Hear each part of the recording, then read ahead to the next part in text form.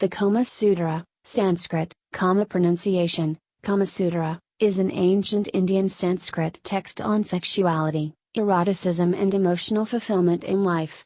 Attributed to Vatsyayana, the Kama Sutra is neither exclusively nor predominantly a sex manual on sex positions, but written as a guide to the art of living well, the nature of love, finding a life partner, maintaining one's love life, and other aspects pertaining to pleasure-oriented faculties of human life.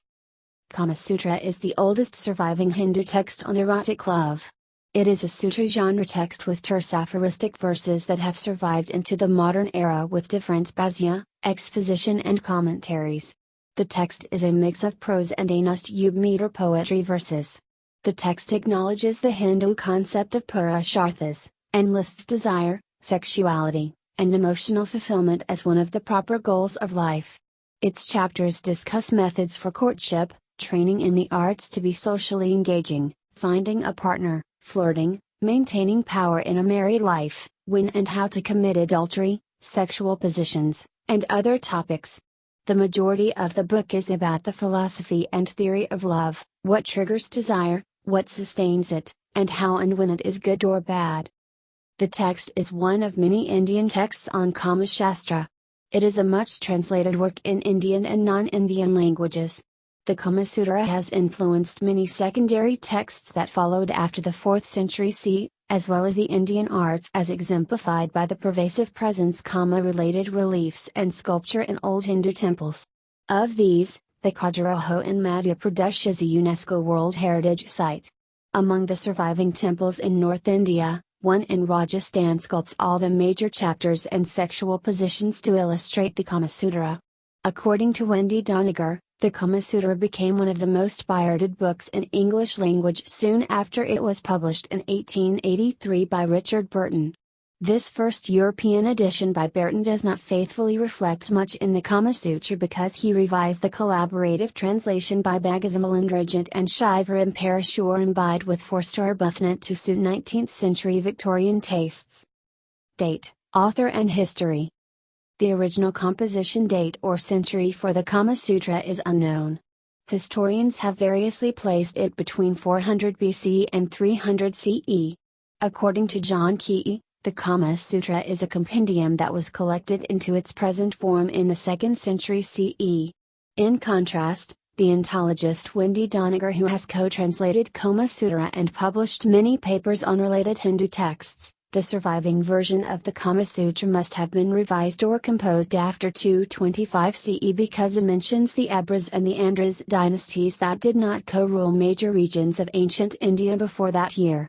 The text makes no mention of the Gupta Empire, which ruled over major urban areas of ancient India, reshaping ancient Indian arts, Hindu culture and economy from the 4th century through the 6th century.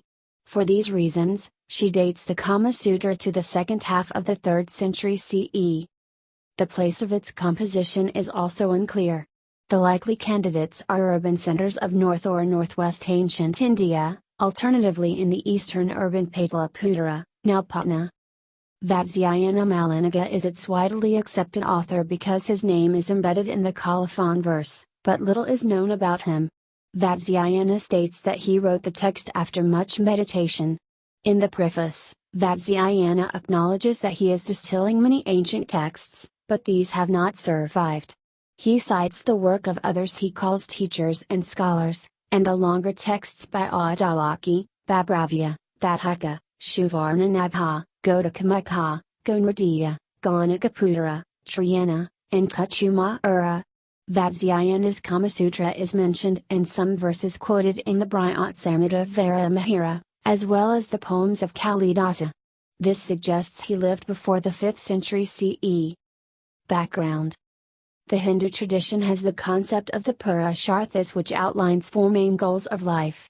It holds that every human being has 4 proper goals that are necessary and sufficient for a fulfilling and happy life. Dharma signifies behaviors that are considered to be in accord with Rata, the order that makes life and universe possible, and includes duties, rights, laws, conduct, virtues and right way of living. Hindu Dharma includes the religious duties, moral rights and duties of each individual, as well as behaviors that enable social order, right conduct, and those that are virtuous. Dharma, according to Van Buitenen, is that which all existing beings must accept and respect to sustain harmony and order in the world. It is, states Van Buitenen, the pursuit and execution of one's nature and true calling, thus playing one's role in cosmic concert.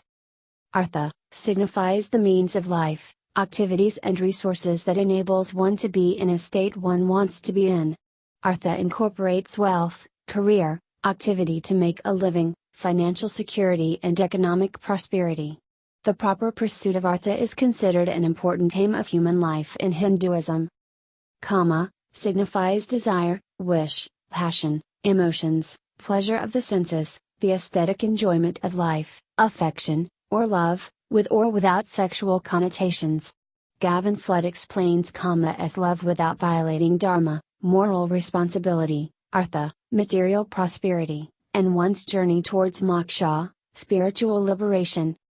Moksha signifies emancipation, liberation or release. In some schools of Hinduism, moksha connotes freedom from samsara, the cycle of death and rebirth. In other schools, moksha connotes freedom, self-knowledge, self-realization and liberation in this life. Each of these pursuits became a subject of study and led to prolific Sanskrit and some Prakrit languages literature in ancient India. Along with Dharmasastras, Arthasastras, and Mokshasastras, the Kamasastras genre have been preserved in palm leaf manuscripts. The Kama Sutra belongs to the Kamasastra genre of texts. Other examples of Hindu Sanskrit texts on sexuality and emotions include the Radharasya, called Kokashastra in some Indian scripts, the Anangaranga, the Naga Urasaravasva, the Kandar Pakhudmani, and the Panchasayaka. The defining object of the Indian Kamasastra literature, according to Laura Desmond, an anthropologist and a professor of religious studies, is the harmonious sensory experience from a good relationship between the self and the world, by discovering and enhancing sensory capabilities to affect and be affected by the world. Vatsyayana predominantly discusses Kama along with its relationship with Dharma and Artha. He makes a passing mention of the fourth aim of life in some verses. Vedic heritage. The earliest foundations of the Kama Sutra are found in the Vedic era literature of Hinduism. Vatsyayana acknowledges this heritage in verse 1.1.9 of the text, where he names Shvetaketu Adalaki as the first human author of the Kama Sutra. Adalaki is an early Upanishadic rishi, scholar-poet, sage, whose ideas are found in the Brihadaranyaka Upanishad such as in section 6.2, and the Chandogya Upanishad such as over the verses 5.3 through 5.10. These Hindu scriptures are variously dated between 900 BC and 700 BCE, according to the ontologist and Sanskrit scholar Patrick Olival. Among with other ideas such as Atman, self, soul, and the ontological concept of Brahman, these early Upanishads discuss human life, activities and the nature of existence as a form of internalized worship, where sexuality and sex is mapped into a form of religious yajna ritual, sacrificial fire, Agni, and suffused in spiritual terms. Brihadaranyaka Upanishad June 2, 2013, 700 BCE, Duransal, Patrick Olival. According to the ontologist, a view with which Doniger agrees, this is one of the many evidences that the Kama Sutra began in the religious literature of the Vedic era, ideas that were ultimately refined and distilled into a sutra genre text by Vatsyayana. According to Doniger, this paradigm of celebrating pleasures, enjoyment and sexuality as a dharmic act began in the earthy, vibrant text known as the Rig Veda of the Hindus. The Kama Sutra and celebration of sex, eroticism and pleasure is an integral part of the religious milieu in Hinduism and quite prevalent in its temples. Epics. Human relationships, sex and emotional fulfillment are a significant part of the post-Vedic Sanskrit literature such as the major Hindu epics, the Mahabharata and the Ramayana. The ancient Indian view has been, states Johann Meyer, that love and sex are a delightful necessity.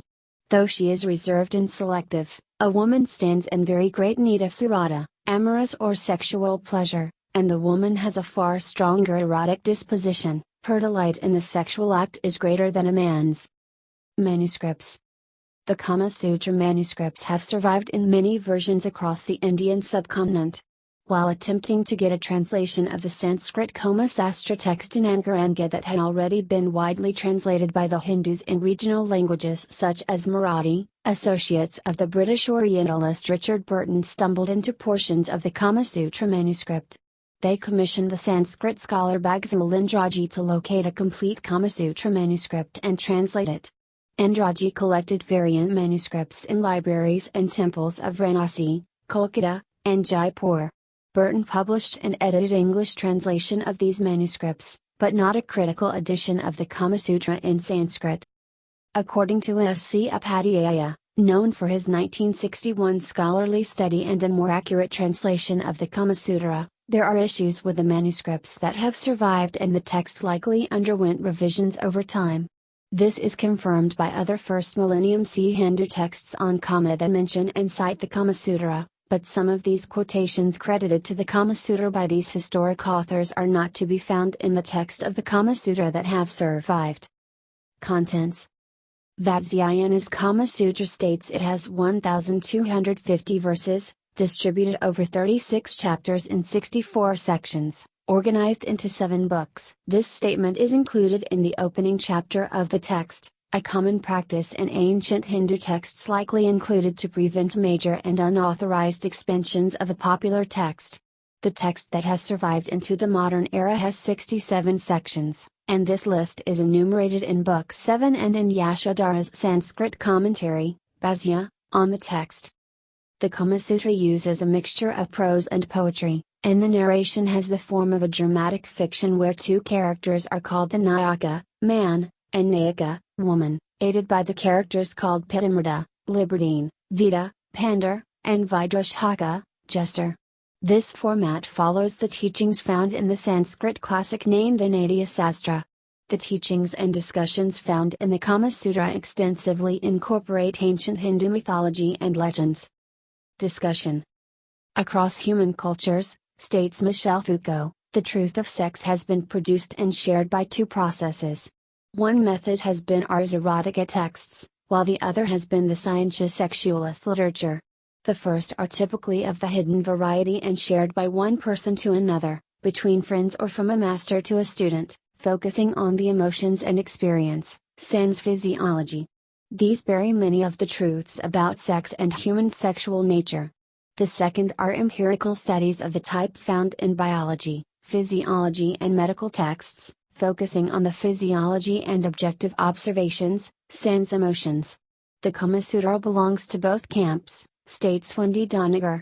It discusses, in its distilled form, the physiology, the emotions and the experience while citing and quoting prior Sanskrit scholarship on the nature of Kama. The Kama Sutra is a sutra genre text consisting of intensely condensed, aphoristic verses. Doniger describes them as a kind of atomic string, thread, of meanings, which are so cryptic that any translation is more like deciphering and filling in the text. Condensing a text into a sutra genre religious text form makes it easier to remember and transmit, but it also introduces ambiguity and the need to understand the context of each chapter, its philological roots, as well as the prior literature, states Doniger. However, this method of knowledge preservation and transmission has its foundation in the Vedas, which themselves are cryptic and require a commentator and teacher guide to comprehend the details and the interrelationship of the ideas. The Kama Sutra too has attracted commentaries, of which the most well-known are those of 12th century or 13th century Yasodhara's Jayamangala in the Sanskrit language, and of Devadatta Shastri who commented on the original text as well as its commentaries in the Hindi language. There are many other Sanskrit commentaries on the Kama Sutra, such as the Sutravritti by Narsingha Sastri. These commentaries on the Kama Sutra cite and quote text from other Hindu texts such as the Upanishads, the Arthashastra, the Natya Shastra, the Manusmriti, the Nyaya Sutra, the Markandeya Purana, the Mahabharata, the Nidhi Shastra and others to provide the context, per the norms of its literary traditions. The extant translations of the Kama Sutra typically incorporate these commentaries, states Danielu. In the colonial era marked by sexual censorship, The Kama Sutra became famous as a pirated and underground text for its explicit description of sex positions. The stereotypical image of the text is one where erotic pursuit with sexual intercourse include improbable contortionist forms. In reality, according to Doniger, the real Kama Sutra is much more and is a book about the art of living, about understanding one's body and a partner's body, finding a partner and emotional connection, marriage, the power equation over time in intimate relationships, the nature of adultery and drugs, aphrodisiacs, along with many simple to complex variations in sex positions to explore. It is also a psychological treatise that presents the effect of desire and pleasure on human behavior. For each aspect of Kama, the Kama Sutra presents a diverse spectrum of options and regional practices. According to Shastri, as quoted by Doniger, the text analyzes the inclinations of men, good and bad. Thereafter it presents Vatsyayana's recommendation and arguments of what one must avoid as well as what to not miss in experiencing and enjoying, with acting only on the good. For example, the text discusses adultery but recommends a faithful spousal relationship. The approach of Kama Sutra is not to ignore nor deny the psychology and complexity of human behavior for pleasure and sex. The text, according to Doniger, clearly states that a treatise demands the inclusion of everything, good or bad, but after being informed with in-depth knowledge, one must reflect and accept only the good. The approach found in the text is one where goals of science and religion should not be to repress, but to encyclopedically know and understand, thereafter let the individual make the choice. The text states that it aims to be comprehensive and inclusive of diverse views and lifestyles. Flirting and courtship. The 3rd century text includes a number of themes, including subjects such as flirting that resonate in the modern era context, states a New York Times review. For example, it suggests that a young man seeking to attract a woman should hold a party and invite the guests to recite poetry. In the party, a poem should be read with parts missing, and the guests should compete to creatively complete the poem.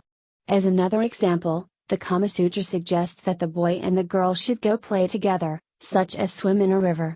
The boy should dive into the water away from the girl he is interested in, then swim underwater to get close to her, emerge out of the water and surprise her, touch her slightly and then dive again, away from her.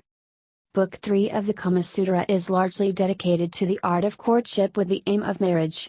The book's opening verse declares marriage to be a conducive means to a pure and natural love between the partners, states Upadhyaya. It leads to emotional fulfillment in many forms such as more friends for both, relatives, progeny, amorous and sexual relationship between the couple, and the conjugal pursuit of dharma, spiritual and ethical life, and artha, economic life. The first 3 chapters discuss how a man should go about finding the right bride, while the 4th offers equivalent discussion for a woman and how she can get the man she wants. The text states that a person should be realistic, and must possess the same qualities which one expects from the partner. It suggests involving one's friends and relatives in the search, and meeting the current friends and relatives of one's future partner prior to the marriage. While the original text makes no mention of astrology and horoscopes, later commentaries on the Kama Sutra such as one by 13th century Yashodhara includes consulting and comparing the compatibility of the horoscopes, omens, planetary alignments, and such signs prior to proposing a marriage. Vatsyayana recommends, states Elandanyalu, that one should marry, associate with one's equals, people of one's own circle who share the same values and religious outlook. It is more difficult to manage a good, happy relationship when there are basic differences between the two, according to verse March 1, 2020 of the Kama Sutra. Intimacy and foreplay. Vatsyayana's Kama Sutra describes intimacy of various forms, including those between lovers before and during sex. For example, the text discusses 8 forms of alingana, embrace, in verses 2.2.7 to 23, Sfrishtaka, Vidaka, Udgrishtaka, Pittataka, Latavshtitaka, Vrikshadaruta, Jilatangela and Kshiranira. The first 4 are expressive of mutual love, but are non-sexual. The last 4 are forms of embrace recommended by Vatsyayana to increase pleasure during foreplay and during sexual intimacy. Vatsyayana cites earlier, now lost, Indian texts from the Babrayas school, for these 8 categories of embraces. The various forms of intimacy reflect the intent and provide means to engage a combination of senses for pleasure. For instance, according to Vatsyayana, the Lalatika form enables both to feel each other and allows the man to visually appreciate the full beauty of the female form, states S.C. Upadhyaya. Another example of the forms of intimacy discussed in the Kama Sutra includes chambanas, kissing. The text presents 26 forms of kisses, ranging from those appropriate for showing respect and affection, to those during foreplay and sex.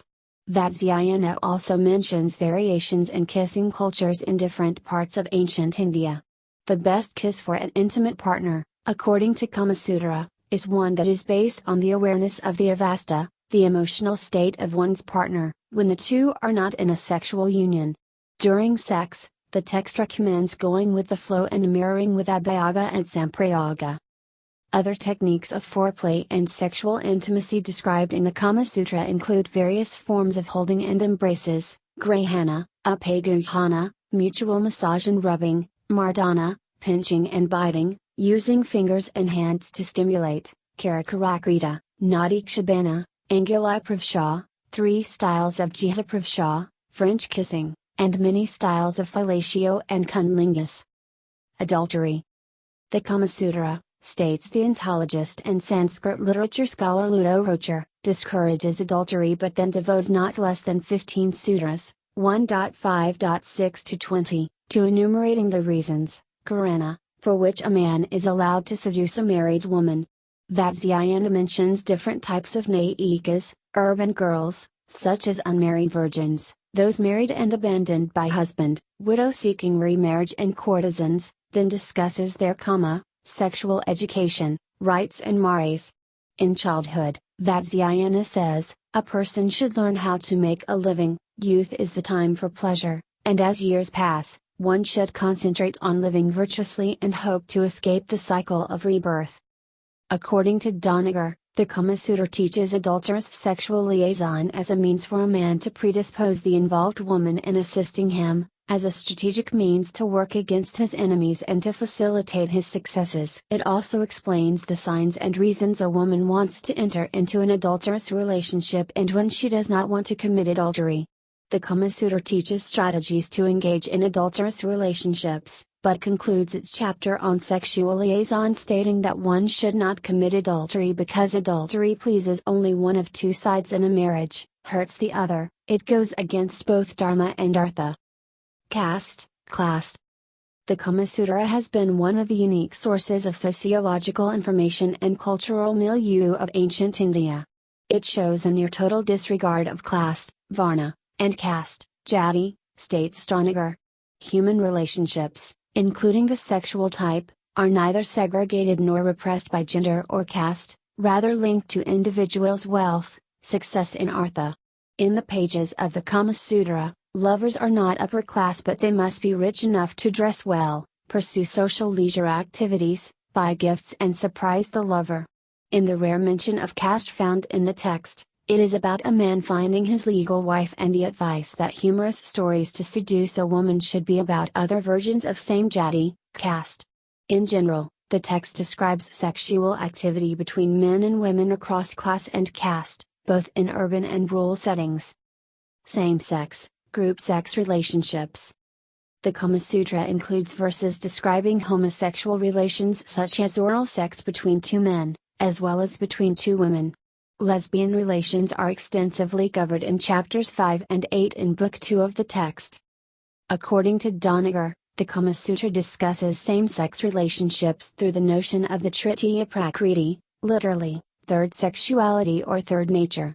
In redeeming the Kama Sutra, Doniger states that the Kama Sutra departs from the dharmic view of homosexuality in significant ways, where the term kliba appears. In contemporary translations, this has been inaccurately rendered as eunuch, or, a castrated man in a harem, a practice that started in India after the arrival of Turkish sultans. The Sanskrit word kliba found in older Indian texts refers to a man who does not act like a man, typically in a pejorative sense. The Kama Sutra does not use the pejorative term kliba at all, but speaks instead of a third nature or, in the sexual behavior context, as the third sexuality. The text states that there are two sorts of third nature, one where a man behaves like a woman, and in the other, a woman behaves like a man. In one of the longest consecutive sets of verses describing a sexual act, the Kama Sutra describes fellatio technique between a man dressed like a woman performing fellatio on another man. The text also mentions same-sex behavior between two women, such as a girl losing her virginity with a girlfriend as they use their fingers, as well as oral sex and the use of sex toys between women. Sfirini, a term Danielu translates as a lesbian, is described in the text as a woman who lives a conjugal life with another woman or by herself, fending for herself, not interested in a husband. Additionally, the text has some fleeting remarks on bisexual relationships. The Kama Sutra also mentions pretend play sadomasochism, and group sex. Translations. The historical record suggests that the Kama Sutra was a well-known and popular text in Indian history, states Wendy Doniger. This popularity through the Mughal Empire era is confirmed by its regional translations. The Mughals, states Doniger, had commissioned lavishly illustrated Persian and Sanskrit Kama Sutra manuscripts. The first English translation of the Kama Sutra was privately printed in 1883 by the Orientalist Sir Richard Francis Burton. He did not translate it, but did edit it to suit the Victorian British attitudes. The unedited translation was produced by the Indian scholar Bhagwan Lal Indraji with the assistance of a student Shivaram Parshurambide, under the guidance of Burton's friend, the Indian civil servant Forster Fitzgerald Arbuthnot. According to Wendy Doniger, the Burton version is a flawed English translation but influential as modern translators and abridged versions of Kama Sutra even in the Indian languages such as Hindi are retranslations of the Burton version, rather than the original Sanskrit manuscript. The Burton version of the Kama Sutra was produced in an environment where Victorian mindset and Protestant proselytizers were busy finding faults and attacking Hinduism and its culture, rejecting as filthy paganism anything sensuous and sexual in Hindu arts and literature. The Hindus were cowering under their scorn, states Doniger, and the open discussion of sex in the Kama Sutra scandalized the 19th century Europeans. The Burton edition of the Kama Sutra was illegal to publish in England and the United States till 1962. Yet, states Doniger, it became soon after its publication in 1883, one of the most pirated books in the English language, widely copied, reprinted and republished sometimes without Richard Burton's name. Burton made two important contributions to the Kama Sutra. First, he had the courage to publish it in the colonial era against the political and cultural mores of the British elite. He creatively found a way to subvert the then prevalent censorship laws of Britain under the Obscene Publications Act of 1857. Burton created a fake publishing house named the Kama Shastra Society of London and Benares, Benares equals Varanasi, with a declaration that it is for private circulation only. The second major contribution was to edit it in a major way, by changing words and rewriting sections to make it more acceptable to the general British public. For example, the original Sanskrit Kama Sutra does not use the words lingam or yoni for sexual organs, and almost always uses other terms. Burton adroitly avoided being viewed as obscene to the Victorian mindset by avoiding the use of words such as penis, vulva, vagina and other direct or indirect sexual terms in the Sanskrit text to discuss sex, sexual relationships and human sexual positions. Burton used the terms lingam and yoni instead throughout the translation. This conscious and incorrect word substitution, states Doniger, thus served as an Orientalist means to anthropologize sex, distance it, make it safe for English readers by assuring them, or pretending to assure them, that the text was not about real sexual organs, their sexual organs, but merely about the appendages of weird, dark people far away. The Burton used the terms lingam and yoni for human sexual organs, terms that actually mean a lot more in Sanskrit texts and its meaning depends on the context. However, Burton's Kama Sutra gave a unique, specific meaning to these words in the Western imagination. The problems with Burton mistranslation are many, states Doniger. First, the text simply does not say what Burton says it says. Second, it robs women of their voices, turning direct quotes into indirect quotes, thus losing the force of the dialogue that animates the work and erasing the vivid presence of the many women who speak in the Kama Sutra. Third, it changes the force of words in the original text. For example, when a woman says stop or let me go. In the original text of Vatsyayana, Burton changed it to she continually utters words expressive of prohibition, sufficiency, or desire of liberation, states Doniger, and thus misconstrues the context and intent of the original text.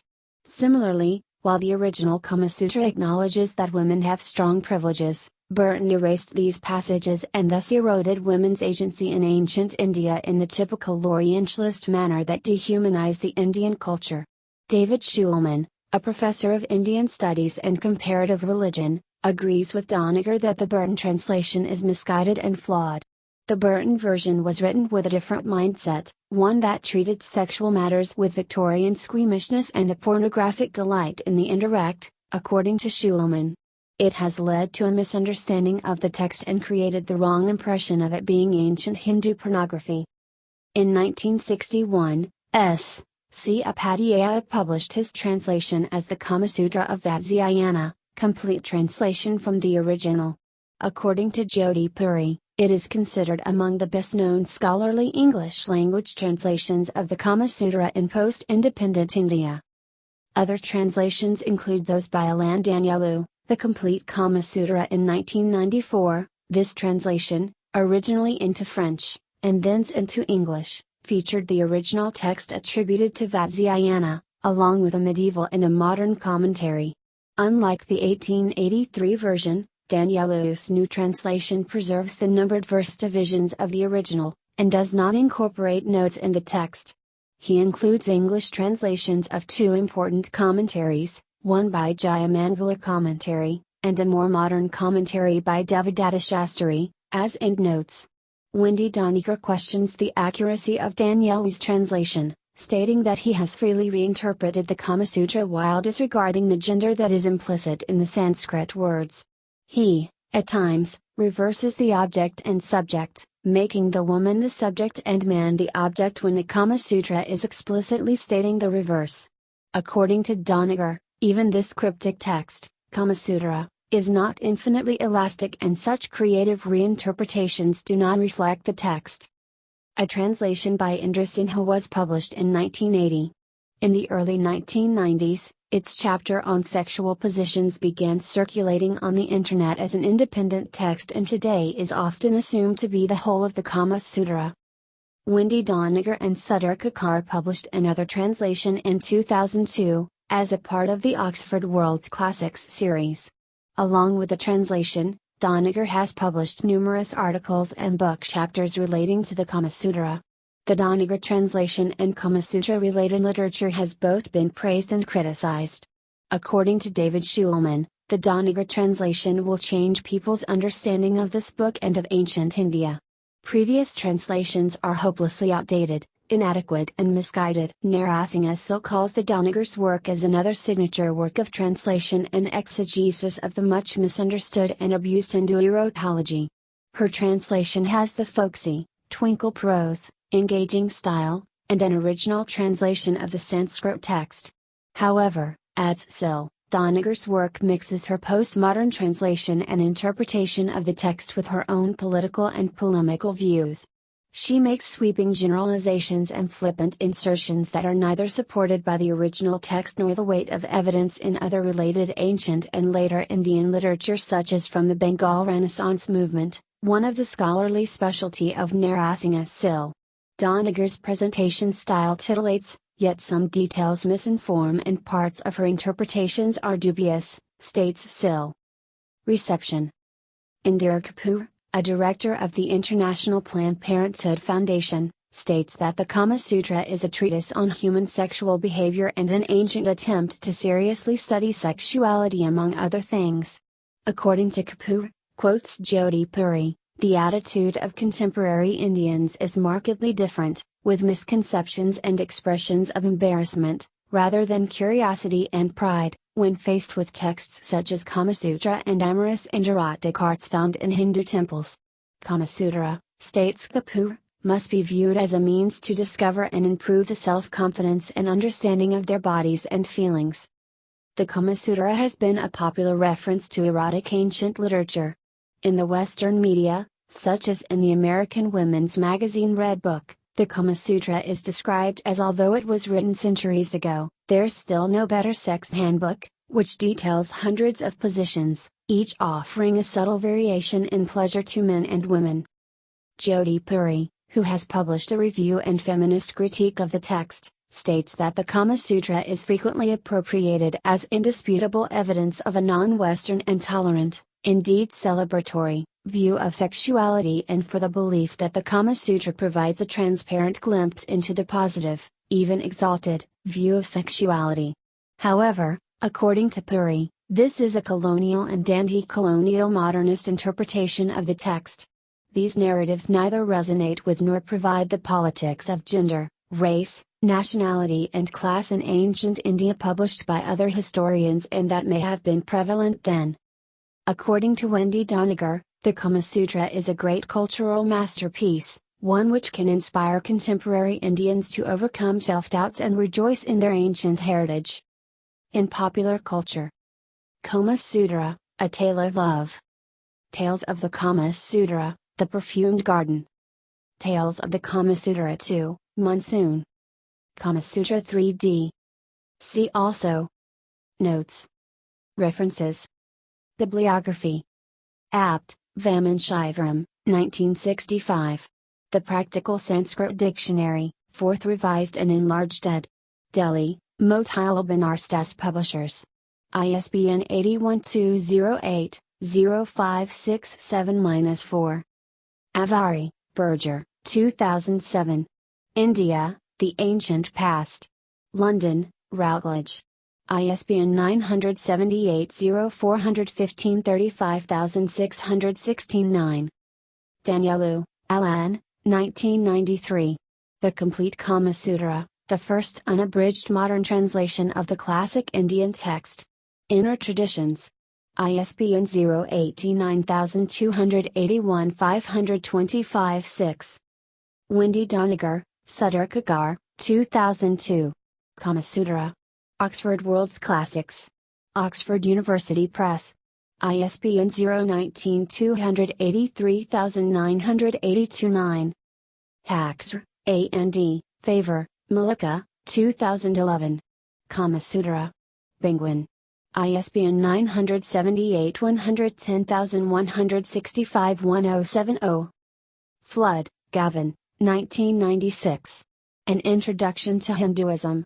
Cambridge, Cambridge University Press. ISBN 0-521-43878-0. Flood, Gavin, ed. 2003. The Blackwell Companion to Hinduism. Malden, Massachusetts, Blackwell Publishing Limited, ISBN 14051-3251-5. Hopkins, Thomas J. 1971. The Hindu Religious Tradition.